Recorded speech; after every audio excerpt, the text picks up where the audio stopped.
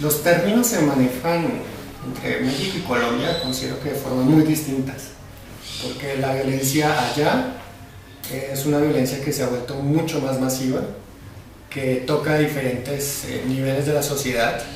De alguna forma, la violencia, el crimen, la catástrofe, el accidente, el desastre, en México se reserva un poco para clases medias y bajas, un poco a la clase poderosa no le ha tocado de manera directa. En cambio, en Colombia, el pobre, el rico, cualquier parte de la sociedad ya ha sufrido esa violencia. Entonces, en los términos como tales, como colombiano, se puede completamente diferenciar de la violencia en México. O sea, como colombiano la violencia es un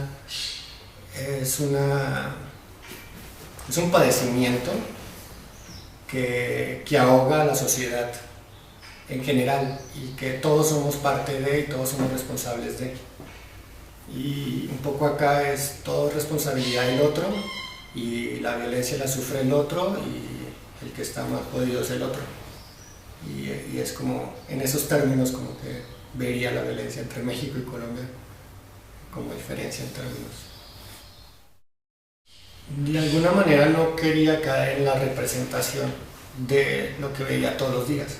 O sea, se me hacía la manera más fácil de presentar un problema. O sea, si veo un decapitado, pintar un decapitado o dibujar un decapitado. Eso no me permitía generar niveles de reflexión en el espectador. En cambio, cuando me doy cuenta que hay un nivel de consumo tan alto, de alguna forma se están anestesiando poco a poco de ver tanto. Entonces, si yo caigo en la representación, en volver a hacer lo mismo que han visto en el periódico, pues no logro generar un nivel de reflexión, que es lo que me interesa en mi obra. Que de alguna forma la experiencia que yo tengo de ese choque con esta imagen la genere en la otra persona y genere una reflexión en torno a ese consumo. Entonces, de alguna forma, por ejemplo, el muestrario de sangre corresponde precisamente a darme cuenta de que se imprimen tintas y o sea, tarros y tarros y tarros de tinta se van en imprimir rojo, ¿no? O sea, como que de repente empecé a recortar solamente lo que era sangre y me daba cuenta que el periódico se iba quedando vacío porque o sea, yo creo que el tarro de tinta roja es el primero que se le sacaba en la imprenta, ¿no? O sea, es muchísima tinta la que se publica. Y esa tinta representa, pues, todas las muertes que hay ahí, ¿no? Entonces, cuando empiezas a hacer como un muestrario de todas estas niveles de color que vendrían siendo estos asesinatos, estás directamente remitiéndote a eso era una persona, ¿no? Ese punto representa la huella que dejó una persona, pero que fue reimpresa por un medio. Y entonces cuando lo empiezas a ver así y se empiezan a acumular, de repente cuando tienes el periódico cerrado no tienes como la dimensión de cuántos muertos hubo, ¿no? Pero cuando de repente agarras un solo periódico y sacas 24 muestras de un solo periódico, pues te empiezas como a dar cuenta, no, pues es que aquí adentro habían 24 personas muertas. Y la imagen del el utilizar el dispositivo muestrario, o sea, el dispositivo de vidrio como muestra de laboratorio, habla precisamente de poder hacer una catalogación precisa de lo que estaba pasando, ¿no? Y me permite un registro exacto y preciso de una situación de tiempo y espacio determinado, porque de alguna forma los muestrarios se hacen por un tiempo y espacio determinado, o sea, son una semana, un mes, o sea, la idea es como que cada día se puede registrar de esta forma. Y cuando le presentas al espectador como de alguna forma todos estos puntos, le estás diciendo, oye, mira, pasó esto, no estás generando un choque con la imagen, que es lo primero que puede hacer una imagen violenta, como que es el choque primero, y cuando haces ese choque como que te nubla y no te permite acceder a una reflexión más profunda, pero cuando la imagen es un poco más limpia y nada más estás viendo un punto y abajo la referencia a qué crimen corresponde cada muestra, pues dices, wow, o sea, es que pasó, o sea, como al verlos todos estos puntos, pues ves que es más fuerte la imagen. Luego, las intervenciones en las revistas, pues es precisamente generar un layer, una capa de más que permita jugar un poco con ese morbo del espectador, que ya lo tiene implícito, o sea, como yo quiero ver qué fue lo que pasó, ¿no? Y es como cuando están acostumbrados a ver la imagen del muerto, pues dices, tengo un acceso directo, pero cuando la tapas, como que generas, ay, es que no puedo ver qué es lo que había debajo, ¿no?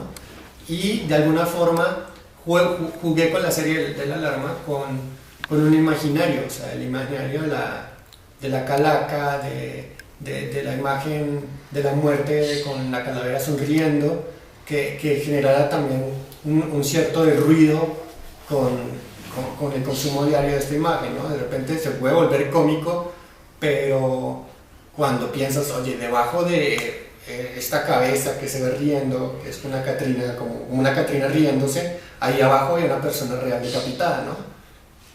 Entonces ese tipo de operaciones me interesan, o sea, cuando generas como una dislocación en el espectador. En Colombia, por ejemplo, se generó un acuerdo por la discreción en el 99 de los medios de comunicación, en donde ese acuerdo por la discreción no era un nivel de censura, no estaba en una censura total, ni era una imposición, sino un acuerdo en donde cada medio de comunicación podía optar por diferentes estrategias para poder publicar la noticia sobre el narcotráfico, ¿no? Entonces algunos periódicos publicaban las noticias en blanco y negro, otros les aplicaban filtros, otros agarraban una parte de la imagen, pero precisamente era para no generar estas estructuras de odio, ¿no?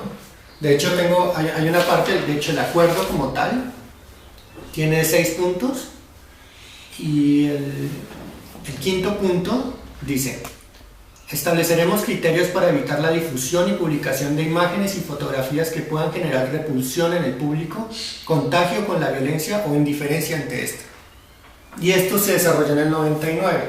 Entonces, de alguna forma, este tipo de ética frente a la imagen es la que ha permitido como que como sociedad no nos contaminemos, o sea, precisamente el acuerdo habla de eso, de no contagiarse de este nivel de violencia y no generar repulsión en el espectador, y que la noticia se puede presentar frente a los espectadores de una forma distinta, ¿no? Es precisamente eso, o sea, no darnos cuenta de que la muerte es del otro, ¿no? O sea, como todos somos humanos, creo que el único seguro que tenemos es la muerte, y es como volver a humanizarnos, ¿no? O sea, como que de alguna forma sí siento que el consumo de estas imágenes nos anestesia, de alguna forma nos genera indiferencia, como, pues es otro muerto más, o sea, y de alguna forma también estoy cuestionando, y me parece importante pensar que este consumo ha llevado a que el mismo crimen organizado utilice como estrategia el medio masivo, ¿no? Entonces, de alguna forma, si el periódico no publicara esa imagen, el narco no haría crímenes más atroces, ¿no? O sea, de alguna forma yo llegué en el 2008 y en el 2008 vi decapitados, ¿no? Y del 2008 al 2011 he visto cómo de la decapitación pasaron a la decapitación y la inscripción en esa cabeza con cuchillos o quemándolos. Ya el siguiente nivel fue despellejando ese cráneo, después voy a decapitar, despellejar y ahora poner sobre un puente como un altar este cráneo. Entonces ese mismo recorrido que se ha permitido a través de la imagen hace que el narco genere niveles de discurso aún más violentos, porque si no les publicaran eso, pues solamente me basta con matarlo y ya, queda la noticia como lo mataron, ¿sí? Pero como acá se está jugando en que lo mataron y lo decapitaron, entonces el bando contrario dice, ok, le publicaron que lo decapitaron, yo voy a hacer algo más feo, voy a despellejarlo, ¿no? Entonces estos son niveles donde uno dice, ¿a dónde van a llegar? Pero es precisamente porque se están autopublicitando por los medios masivos, o sea, y de alguna forma cuando empiezo a trabajar con esto, digo, es que si llegamos a mantener como una imagen de representación de la violencia en donde no se muestre un crimen atroz, pues de alguna forma se puede empezar a minimizar este efecto, ¿no? Entonces precisamente lo que presento son posibilidades de representación de una situación histórica en México sin necesidad de presentar sangre, ¿no? Y de representar como imágenes muy violentas. Tanto la de la alarma como el video que subí a YouTube es precisamente utilizar las estrategias que está utilizando el crimen organizado. O sea, como que si el crimen organizado hace un video y lo sube para generar terror, pues utilizo el medio masivo para generar reflexión.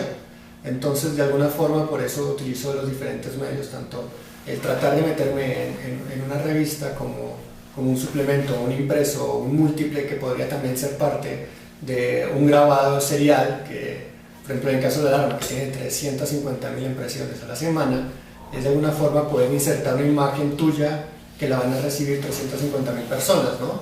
Que es un público al que jamás vas a acceder ni siquiera a una exposición en un museo, ¿no? Entonces, igual el internet, ¿no? O sea, utilizar YouTube, todo el mundo tiene acceso a eso. Entonces es utilizar esa misma estrategia y como te digo, o sea, es más para encontrar un mayor campo de reflexión en el espectador y acercar a diferentes tipos de público, ¿no? Porque a lo mejor el público que consume la revista Alarma no es el mismo público que visita el Museo de Arte Moderno, ¿sí? O si no lo llevan del colegio, no lo llevan de una institución, no van a ese espacio. Pero si logro acercar a través de ese medio algo de cultura o algo de reflexión, pues es muy interesante utilizarlo. Cuando uno viene de una sociedad que puede tener niveles de violencia más altos, pero no consumimos nota roja, pues y la violencia es muy distinta y de alguna forma sí se siente así, o sea, sí se siente que la gente en el metro va como con ese miedo que produce el estarse enterando todo el día que pasa un crimen, ¿no? Entonces la sensación, incluso mucha gente dice que el DF es muy violento, que la gente está prevenida, si te montas en el metro todo el mundo está a la defensiva. Pues de alguna forma sí siento que pues, si estás bajando en todas las estaciones del metro y estás viendo que alguien ofendió a alguien y lo mataron, pues estás prevenido, ¿sí? Entonces, como este tipo de operaciones donde la gente no se hace consciente de que el nivel de estar viendo muertes todos los días, pues te puede llegar a contaminar de alguna forma, o sea, indirectamente, porque puede ser un consumo accidental, o sea, que ni siquiera tú compres el periódico, pero no puedes ponerte una venda en los ojos y no ver que en el puesto de revista hay muerto, ¿no?